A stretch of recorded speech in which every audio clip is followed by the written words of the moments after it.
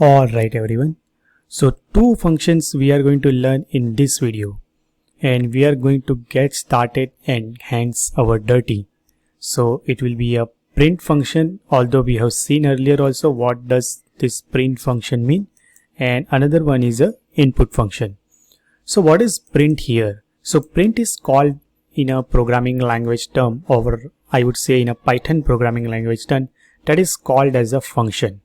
So if you pass any argument, this is called as an argument. Let's say instead of hello Python, I just want to print my name. So I can just simply use print. Now, one more thing, like autocomplete facilities are available in this Spider IDE. So let's say if you just type few characters, let's say PR only, and just press tab. So it will list down all those possible functions, classes, defined keywords are available in a Python, and it will help us to select one of them. So in our case, we just want to select the print. So that is nothing but autocomplete facilities. And let me give the input argument. Let's say my name is Ankit, and let me just set it and press Ctrl Enter, and you can see we got the results like print Ankit. Instead of that, if you want to print your name, you can just simply put your name here. So this is so far so simple, so good. There is more complexity we can add it here, like string concatenation. So let's say along with that I want to put my surname also. So this is called as a string concatenation. With plus sign you can concatenate this string. Now in our case both of these are strings, so I could have kept it here also like this one. So this will also work the same way. Now let me just try this one, and you can see it has printed Ankit, but there is no space between Ankit and Mistry. So let's just keep one space here and let's execute it again, and you see now Ankit space Mistry got printed. Alright, there is another kind of variables, like instead of string you can add a string and numbers also. So we haven't learned about those data type yet, so I'm not going into detail, but my idea in this video to learn about this print function. So print will just print all those values which are being supplied as an argument to the print function. Alright, another function we want to learn is like a input. Now input itself indicates that whenever you want to capture something, whenever you want to grab something from the input devices. Now in our case the input devices will be a keyboard. So from keyboard, if you want to grab something, you can use the input function. Now here you can pass any help keyword. Let's say I just want to grab my name. So I am just to write what is your name. Something like some form is asking me, and let me just execute it. So you can see it is asking me what is your name. I can just give name like Ankit, but oops, there is nothing happens here.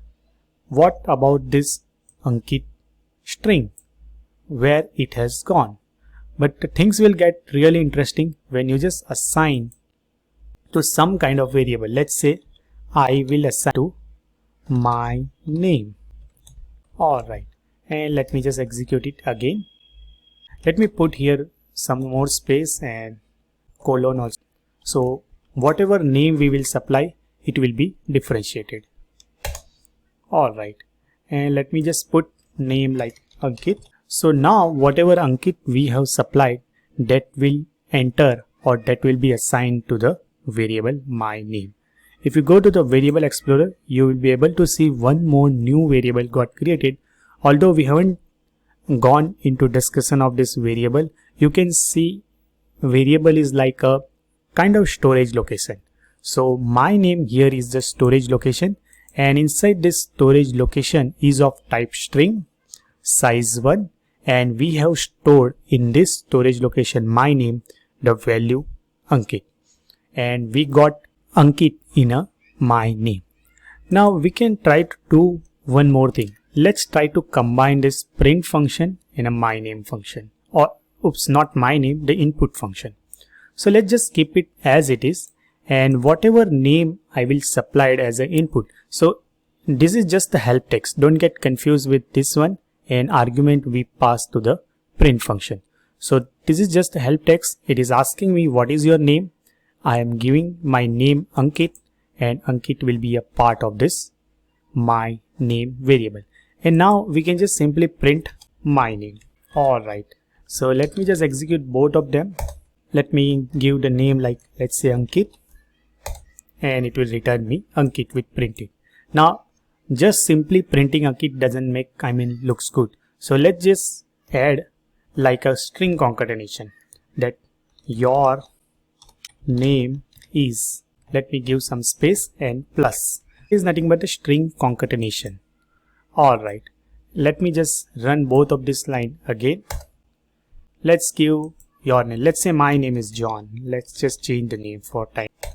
And you can see your name. Just ignore this one. Actually, I just mistakenly did that slash.